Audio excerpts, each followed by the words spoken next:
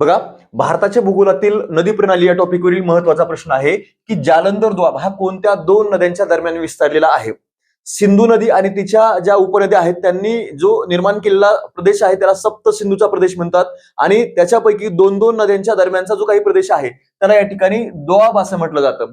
मग येतं बघायचं, लक्षात ठेवायचं की या नद्यांच्या दरम्यान तुम्हाला दोआब पाहायला मिळतात. त्याच्यापैकी झेलम आणि चिनाब यांच्या दरम्यान जर बघितला तर या ठिकाणी तुम्हाला चाज नावाचा दोआब निर्माण झालेला पाहायला मिळतो. त्याच्यानंतर बियास आणि सतलज यांच्या दरम्यान आपल्याला बिस्त नावाचा दोआब आपल्याला पाहायला मिळतो आहे. ठीक आहे. नंतर आहे रावी आणि बियास यांच्या दरम्यान जर बघितला तर या ठिकाणी बारी नावाचा दोआब आहे.